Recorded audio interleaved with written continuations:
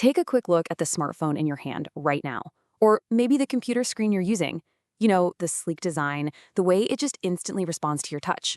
That entire digital world we navigate daily and just take for granted, well, so much of that is a direct result of the philosophies we're going to decode today in this explainer.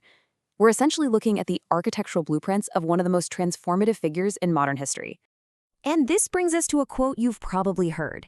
The people who are crazy enough to think they can change the world are the ones who do. That maxim really sets the tone for our journey today. We're diving deep into Walter Isaacson's incredibly comprehensive 2011 biography of Apple's co-founder, Steve Jobs. Isaacson did these extensive interviews with Jobs and the people closest to him, giving us this totally unflinching look at a guy whose vision went way beyond just making a cool product. He quite literally wanted to change the world through technology. Just to put the scale of this into perspective, this biography has racked up over 1.3 million ratings across Goodreads and Amazon. 1.3 million. And it maintains a stellar 4.15 out of 5 average. That really validates the sheer cultural weight and credibility of Isaacson's insights. People absolutely devour this book because it's such an honest, balanced look at his genius, his pretty obvious flaws, and his undeniable impact on the tech industry. It's a masterclass in innovation and leadership, and we're going to break down exactly how he pulled it off. All right, here's our roadmap for today. First, art meets technology. Then, reality distortion and leadership. After that, the Apple ecosystem. Fourth, rethinking the retail experience. And finally, a legacy of disruption. Let's get right into it. Starting with Section 1, Art Meets Technology.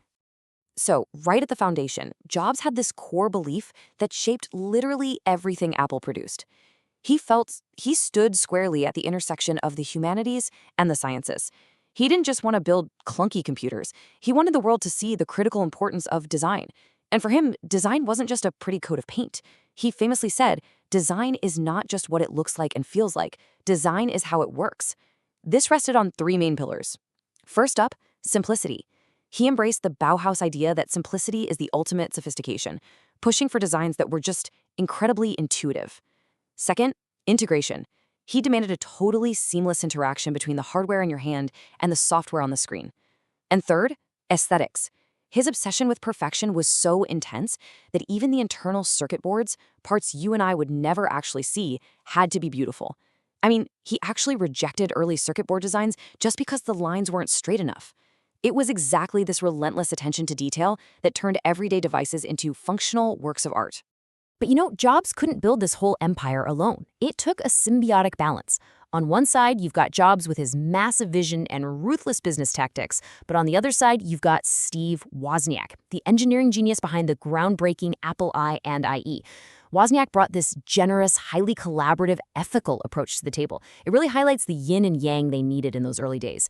Wozniak was the guy with the technical chops to physically solder those revolutionary circuit boards. But Jobs had the vision to price it, package it, and actually sell it to the masses.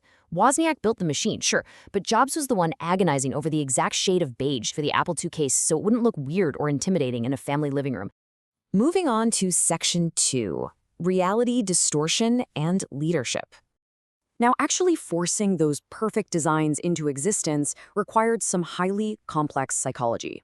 Enter the reality distortion field. This was the defining psychological trait of his management style. Jobs had this crazy mix of immense charisma, sheer willpower, and frankly, a tendency to just completely ignore inconvenient facts. He could envision a compelling future and pitch it so powerfully that he convinced his team to believe in seemingly impossible goals. He was essentially bending reality to fit exactly what he wanted to achieve. But as you can imagine, this reality distortion field was a massive double-edged sword.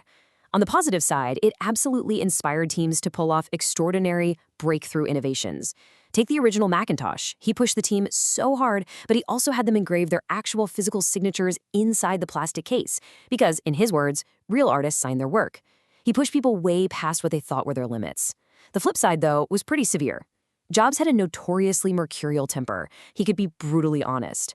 He might dismiss an employee's idea as absolute garbage on Tuesday and then passionately champion that exact same idea as his own on Wednesday. This created huge friction, totally unrealistic expectations, and a lot of employee burnout. But despite how demanding and abrasive he could be, he somehow managed to foster this culture of extreme excellence and secrecy that just acted like a magnet for top talent. All right, Section 3, the Apple ecosystem. Let's zoom out to his broader business strategy. Jobs once said, "I discovered that the best innovation is sometimes the company, the way you organize a company." And he really proved he was just as much a strategic operator as he was a creative visionary. For example, back in 1997, he secured a super controversial investment from their biggest rival, Microsoft. But that absolute lifeline essentially saved Apple from going under. Then look at his acquisitions. Apple bought Next, which, funny enough, was the company Jobs founded after being ousted from Apple. But that move brought him back and provided the literal foundation for Mac OS X. And we can't forget Pixar. He bought it, nurtured its groundbreaking computer animation, merged tech with art, and later sold it to Disney. Later on, acquiring Siri allowed Apple to plant its flag really early in the voice assistant market. The crucial takeaway here is that every single one of these partnerships, acquisitions, and software developments served one master goal: end-to-end control. Jobs absolutely insisted on maintaining a tightly integrated, closed system. By making sure the hardware and the software were harmoniously linked, Apple could guarantee this seamless premium user experience, and that was something their competitors, who were stuck relying on fragmented systems, simply couldn't match. Which brings us to Section 4, rethinking the retail experience. So this obsession with total control naturally bled into how the products were actually sold. Which begs a pretty massive question.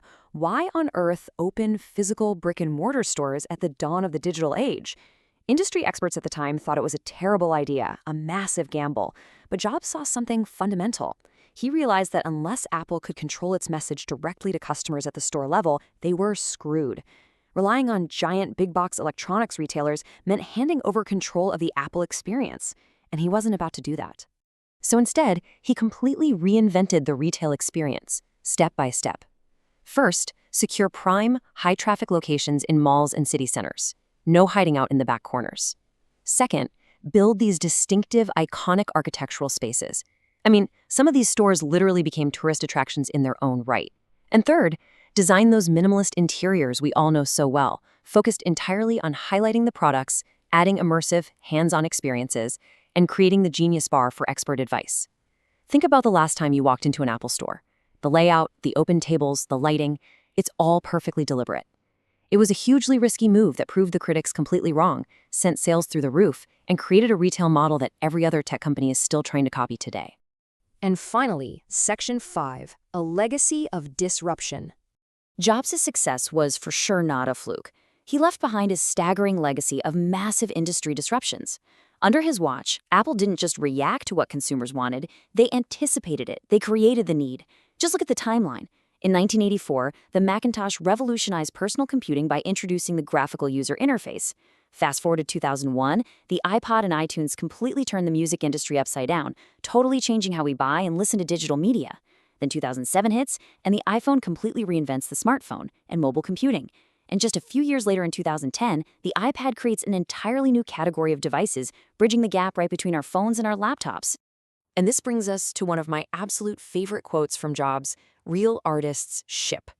For all his crazy, demanding perfectionism, his obsession with the straightness of unseen circuit boards, and his reality distortion fields, he fully understood that the ultimate goal wasn't just to tinker away in a lab forever, it was to deliver.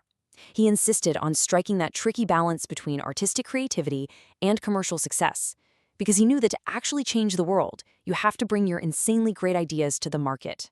When you really understand Steve Jobs' complex character, the flaws, the absolute genius, and the relentless drive, it gives you such a profound appreciation for the digital world we navigate every single day.